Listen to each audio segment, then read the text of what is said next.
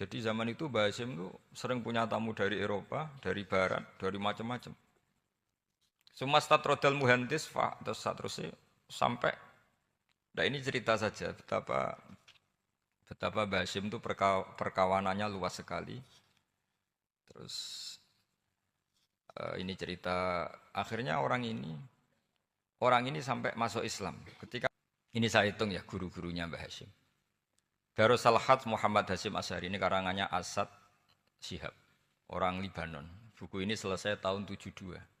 Beliau lama sekali ikut ngaji di sini sama Mbah Hasyim. Tapi sebagai peneliti, beliau ke sini sudah alim. Ndak terus masih ngapalkan alif bata itu ndak, itu masih sudah alim. Darus Salhat Muhammad Hasyim Asy'ari fil Haramil Makki Syarif fi Makkah Al-Mukarramah alaihi ulama. Seterusnya, beliau hitung ya. Amsalus Syekh Ahmad Amin Al-Attar. Wasayyid Sultan bin Hasyim, Wasayyid Ahmad Zawawi. Ya dihitung ya, sudah berapa itu? Tapi beliau ke sana sudah alim loh, jangan sampean kira kalau sampean ke sana itu jadi TKI repot nanti. Itu kata Mbah Mun kalau ada orang mau mondok Mekah, apa mondok Mekah wis alim dereng. Kersane pinter bahasa Arab, Bah. Bakul es nang Arab pinter bahasa Arab kata Mbah. Jadi kalau beliau kalau sama orang belum alim mondok di Mekah itu agak duka beliau. Ya, Syekh Ahmad Amin Al-Attar, Wasayyid Sultan bin Hasyim, Wasayyid Ahmad Zawawi, Wasayyid Ibrahim Arab, Wasayyid Ahmad bin Hasan Al-Attar, Wasayyid Said Al-Yamani. Ini yang gurunya Mbah Zubair juga, guru-gurunya keluarga Sarang. Wasayyid Husain Al-Habsyi. Ini mbah-mbahnya keluarga Habib Anis Solo. Jadi ya pokoknya keluarga besar Solo karena kita tahu Habib Anis itu bin Alwi bin Ali yang punya simtud Duror bin Muhammad bin Husain. Alladzi tawalla mansibal iftah hatta wafatul maniyah wa Sayyid Bakar Sato. Ini yang ngarang Anatu Tolibin. Wa Syekh Rahmatullah wa Sayyid Alawi bin Ahmad As-Segaf.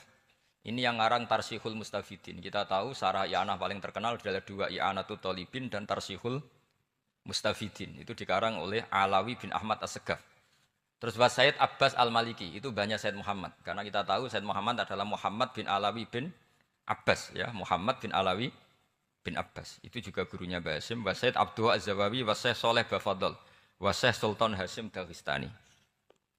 Jadi selain guru-guru di Indonesia termasuk Mbah Mahfud Termas, Syekh Khotib Al-Minangkabau, beliau punya guru-guru itu yang saya sebut. Lalu barokahnya guru-guru itu ya, barokahnya guru-guru itu Mbah Hasyim berpikir seperti itu. Dan berpikir seperti itu yang mengilhami Gus Wahid. Kemudian Gus Wahid mengilhami Gus Dur. Kenapa saya cerita ini? Supaya kamu tahu bahwa pikiran-pikiran besar Gus Dur itu ada sanatnya. Jangan sampai kamu berpikir Gus Dur cerdas muka kan delok film lah. Terus gue delok film kan ya repot gitu. Jadi makanya ini, karena banyak juga yang cerita Gus Dur sebagai budayawannya, sebagai demokratnya, sebagai pluralisnya. Yang cerita itu kan sudah ada, masa saya disuruh cerita itu lagi? Jadi kalau sampean saya cerita itu lagi kan coro Jawa tahsilul hasil. Jadi ini itu tidak bidang saya. Bidang saya akan melihat Gus Dur sebagai cucu Mbah Hasyim siapa?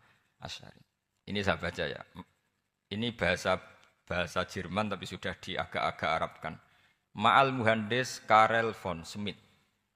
Ini Mbah Hasyim. Jangan kira yang pernah berkawan ya, bersosialisasi dengan non muslim itu mulai Gus Dur. Mulai Mbah Hasyim ini di halaman 108 kitab tadi. Wadi'ul Labinati Istiqlal Al-Indonesia. Kitab ini boleh sampean gasap kok. Nanti setelah ini tak bawa pulang atau sampean gasap enggak apa-apa. Ini santri-santri tebireng enggak apa-apa. Siap ya? Ya nanti bisa dibajak. Lakot kan seterusnya hakon ziaratil alam Muhammad Hasyim makana dalika fi yaum ini 7 Juli tahun 1936. Fi maqarihi Tebu Ireng. Haitsu taqaltu indahu bil muhandis Karel von Schmidt. Wa kanatil fursa saikhal tahadus ma'ahu tawilan. Terus setelah itu ini ceritanya muallif menangi Mbah Hasyim diskusi sama orang orientalis. Ini kata muallif wa hadhil uqdatu takunu aqidatan wa hiya uqdatul mustasyrikin fa kullu shay'in ya'ti minal ghurbiyin wal irobiyyin wa Eropa ya'tabirunahu dasisah. Jadi zaman itu Mbah Hasyim itu sering punya tamu dari Eropa, dari Barat, dari macam-macam. Semua statrodal muhandis terus sampai. Nah ini cerita saja betapa Betapa Mbah Hashim itu perkawanannya luas sekali. Terus ini cerita akhirnya orang ini sampai masuk Islam. Ketika masuk Islam di antara pesannya Mbah Hashim, saya ulang lagi di antara pesannya siapa? Mbah Hashim itu beliau bilang kamu harus dipikir-pikir lagi katanya. Itu kan satu kearifan. Satu kearifan Mbah Hashim ini saya baca karena saya takut ditegur ini, saya juga nunggu surat kok tidak datang-datang ini kok. Supaya cepat apa? Cepat selesai. Ini bebas. Kalau ada surat malah kebenaran ini karena sudah mulai nyari-nyari. Ya jadi saya mohon nanti kitab ini bisa dikaji di sini. Nanti saya tinggal di sini ada cerita-cerita apa? Cerita-cerita sampai beliau berteman orang Eropa, terus beliau macam-macam sampai terus saya teruskan. Summa arsalatku syirka ila Indonesia amni 1929 watana kola fi kasir minal mudun wa makata akhiran fi madinati Surabaya bi Jawa Syarqiyah wa min huna bada'atil hidayah wa taufik taqudanihi ilal khairi. Hadas lautil hadis bil amil alladhi yakti fatratas tiraq. Jadi orientalis tadi ketika berteman Mbah Hashim lama-lama tertarik oleh Islam.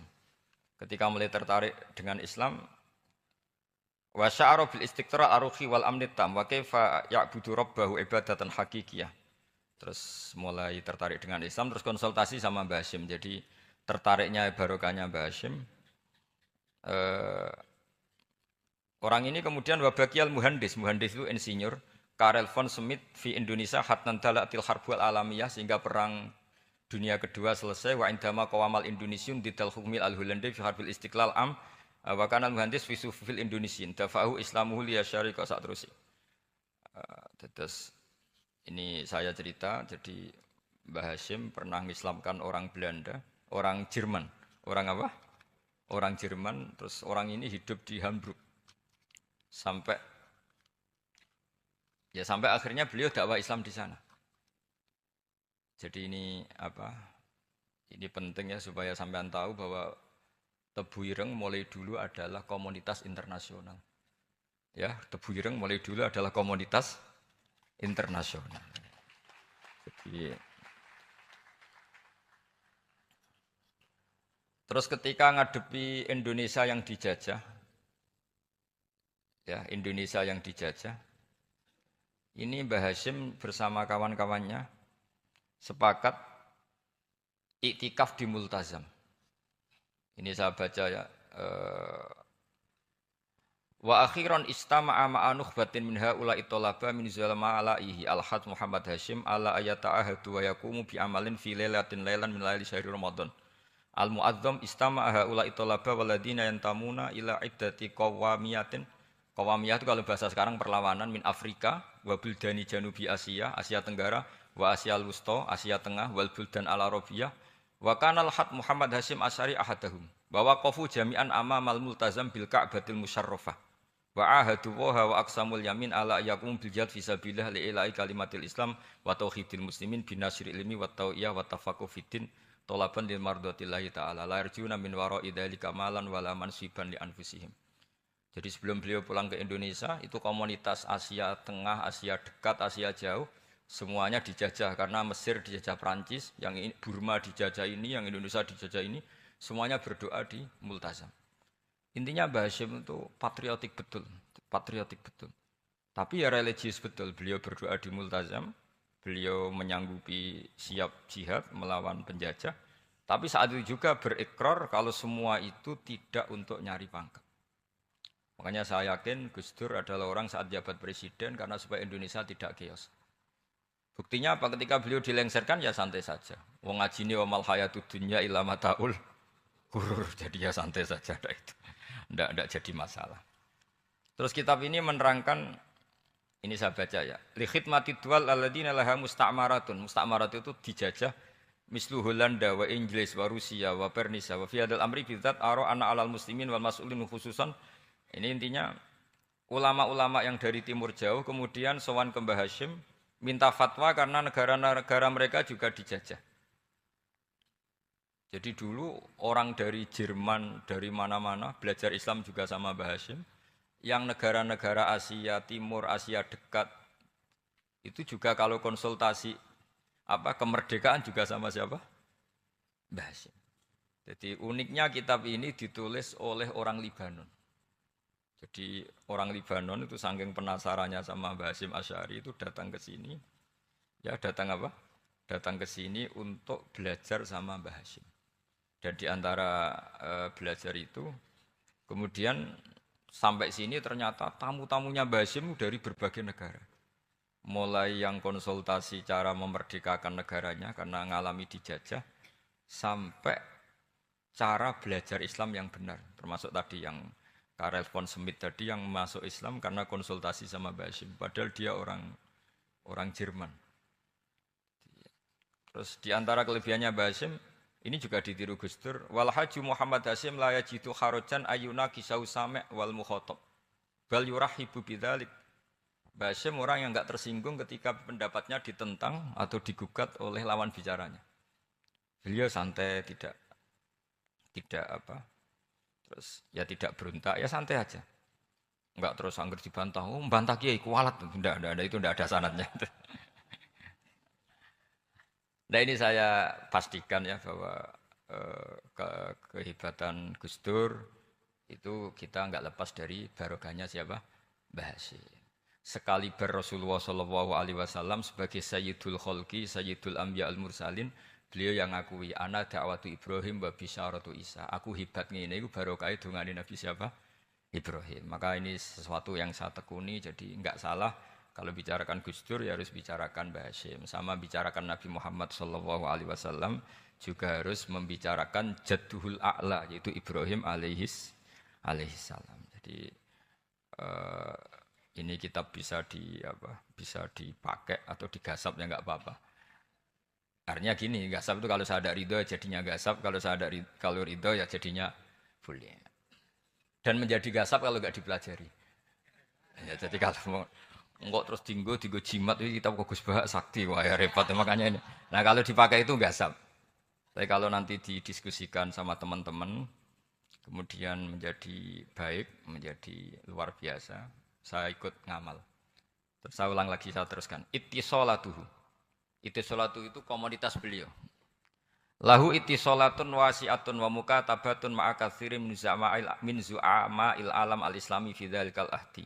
Fianhum Asy Abdul Aziz As-Sa'alibi wa Sayyid Diyauddin wa Syairozi Adwul Injil al terus. Beliau punya perkawanan besar di komunitas internasional termasuk Syekh Muhammad Abdul Karim Al-Khattabi wa Sayyid Alawi bin Thahir Al-Haddad Mufti Sultanati Johor. Ya, beliau berkawan dekat sama muftinya kerajaan Johor wa Muhammad Ali wa Syaukat Ali bil Hindi wa Muhammad Ali Jana Muhammad Iqbal. Muhammad Iqbal yang terkenal di India itu wa Sayyid Hibaduddin Asy-Syahrastani. Wazirul Ma'arif Al-Iraqiyah. Beliau berteman sama PM Irak. Jadi kalau Gus Dur dari Mesir belajar di Irak, ternyata dulu mbahnya teman akrabnya Perdana Menteri apa? Irak. Terus banyak Waro'isu Majlisi Tamyiz wa Sayyid Al-Alama Muhammad bin Aqil wa Sayyid Muhammad Jadul Maula wa Sayyid Muhammad Surur saat terusnya itu. Jadi